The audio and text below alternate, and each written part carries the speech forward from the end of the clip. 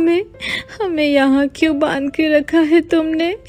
छोड़ो हमें, छोड़ दो हमें, छोड़ दो। बचाओ हमें, हमें यहाँ से कोई बाहर निकालो प्लीज, बचा लो हमें।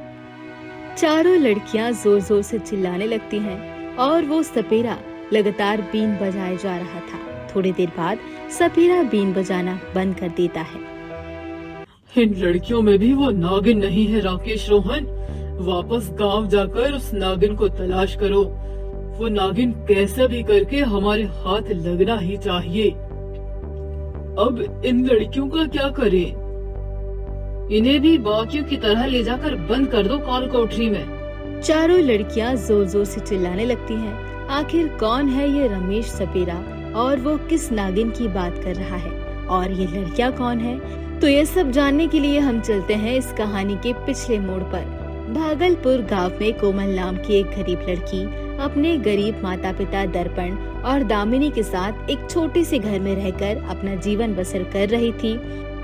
दर्पण उसी गांव में लोगों के खेतों में मजदूरी करता था और उसी से अपने परिवार का पालन पोषण करता था। एक दिन सवेरे, पिताजी, मैं अपनी सहेलियों के साथ शहर जा रही हूँ, शाम तक लौट आऊंगी। नहीं कोमल बेटा, अब तुम जवान हो चुकी हो और तुम्हारा गांव से बाहर जाना सही नहीं है। आजकल माहौल बहुत ही खराब हो चुका है बेटा। हाँ बिटिया, तुम्हारे पिताजी सही कह रहे हैं। उतने में बाहर से किसी के चिल्लाने की आवाज आती है। ये सुनकर तीनों घर से बाहर आते हैं तो बाहर एक हरिया नाम का आदमी जोर जोर से रो रहा था। अरे मेरी बच्ची कहाँ चली गई?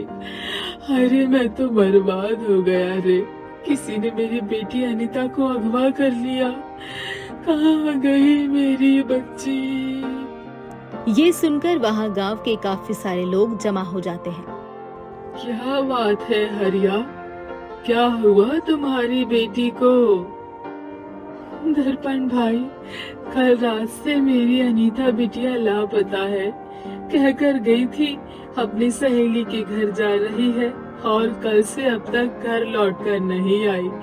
मैंने उसकी सहेली के वहाँ देखा तो वो कल रात से ही वहाँ नहीं आई थी।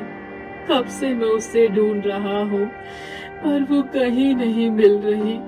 कहाँ चली गई मेरी बच्ची? हरिया की ये बात सुनकर गांव वाले सब दंग रह जाते हैं। हरिया भाई, यहीं कहीं गांव में होगी अनीता बिटिया। उसमें इतना परेशान क्यों हो रहे हो? मिल जाएगी अनीता बिटिया। हम सब मिलकर उसे ढूंढते हैं ना। उसके बाद सब मिलकर गांव में अनीता को तलाश करने लगते हैं। देखते ही देखते रात हो जाती है पर अनीता का अब तक कहीं पता नहीं चला। ये देखकर हरिया खूब रोने लगता है। थोड़े समय बाद सब अपने अपने घर चले जाते हैं। माँ, अनीता कहाँ गई होगी? वो अब तक मिल क्यों नहीं रही? क्या उसे किसी ने अगवा कर लिया है? पता नहीं बिटिया, आज तक तो गांव में ऐसा कभी नहीं हुआ। एक जवान बच्ची अचानक गांव से गायब होना, ये बहुत ही खतरनाक बात है कोमल बिटिया। अब तो एक समय के लिए भी हमारी नजरों के सामने से नहीं हटेगी। अचानक एक जवान लड़की के गायब होने से गांव में खलबली मची हुई थी। सब अनीता को लेकर तरह तरह की बातें कर रहे थे। अगले दिन सवेरे फिर से गांव में एक लड़की के लापता होने की खबर सामने आती है। ये देखकर गांव वाले और भी ज्यादा डर जाते हैं। पर ये सिलसिला खत्म नहीं हुआ। अब रोज गांव से एक जवान लड़की गायब होने लगी और वो कौन कर रहा था, ये अब तक एक राज ही था। रोज रोज की घटना से गांव में कहर मच चुका था। सब काफी परेशान थे। एक दिन रात में कोमल अपने कमरे में बेड पर लेटी हुई थी। ये सब क्या हो रहा है हमारे गांव में? बीते कुछ दिनों से रोज एक लड़की इस गांव से लापता हो रही है। आखिर कौन इस गांव की लड़कियों को अगवा कर रहा है? मुझे इस बात का पता लगाना ही होगा। कोमल यही सब सोचकर परेशान हो रही थी। इधर गांव में चारों ओर सन्नाटा छाया हुआ था। सब अपने घरों में गहरी नींद में सोए हुए थे। तभी 3 अनजान लोग काले नकाब पहने गांव में आते हैं। उसमें से एक रमेश नाम का आदमी कहता है, राकेश, रोहन, मुझे पक्की खबर मिली है कि वो नागिन इसी गांव में है। हमें कैसे भी करके उस इच्छाधारी नागिन को पकड़ना ही होगा। तुम्हें पता है, उसके हमें करोड़ों रुपए मिलेंगे और साथ में एक नागमणि भी।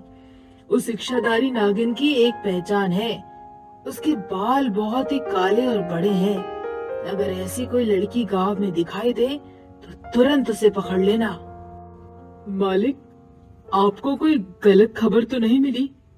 अब तक हमने इस गांव की ऐसी कितनी सारी लड़कियां पकड़ रखी हैं, पर अब तक वो इच्छाधारी नागिन हमारे हाथ नहीं आई। नहीं रोहन, वो नागिन इसी गांव में है और इसके पास ही वो नागमणि है। वो जब छोटी बच्ची थी तभी इस गांव के किसी आदमी ने उस इच्छाधारी नागिन को गोद ले लिया था। तब से वो नागिन एक इंसानी अवतार में इसी गांव में है। मेरे गुरु की आज तक कोई भी बात गलत नहीं हुई है। उनकी ये बात भी सही है। हमें एक एक करके गांव की लड़कियों को पकड़ना होगा। एक ना एक दिन तो वो नागिन हमारे हाथ जरूर लगेगी। रमेश एक सपेरा था। वो पड़ोस वाले गांव में रहता था। उसे अपने गुरु से एक बात पता चली थी कि इस गांव में एक आदमी को एक इच्छाधारी नागिन की बेटी मिली थी। तब से वो नागिन इसी गांव में है। अब रोहन, राकेश और रमेश तीनों मिलकर कोमल के घर के बाहर आते हैं। उसकी आवाज से कोमल की आंख खुलती है तो वो सीधे घर से बाहर चली आती है। उन तीनों को देखकर कोमल की आंखें फटी की फटी रह जाती हैं। कौन हो तुम लोग? कौन हो तुम लोग? जवान लड़की, राकेश, रोहन, पकड़ लो इस लड़की को। तीनों मिलकर कोमल को पकड़ लेते हैं। कोमल जैसे ही चिल्लाए उससे पहले ही रमेश कोमल के मुंह पर बेहोशी की दवाई छिड़क देता है और उसे लेकर वहां से चला जाता है।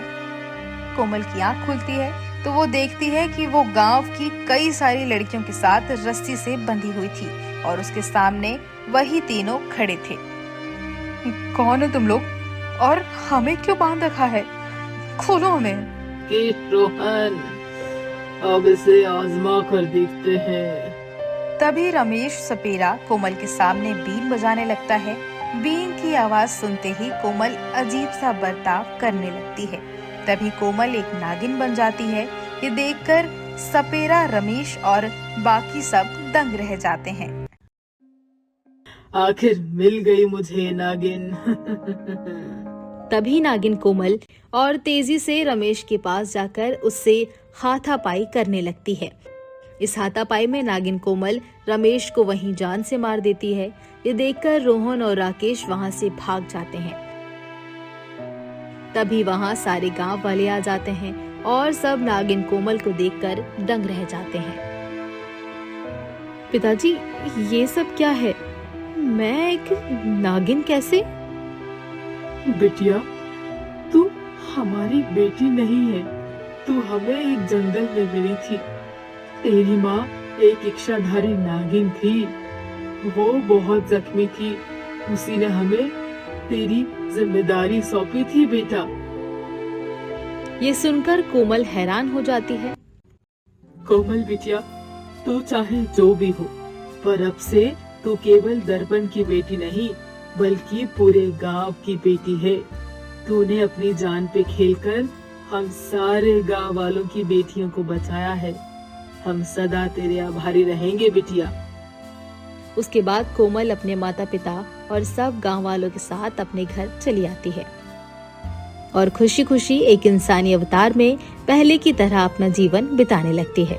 इस तरह की और भी मनोरंजक कहानियाँ देखने के लिए हमारे चैनल को सब्सक्राइब करें और बेल आइकन दबाना ना भूलें।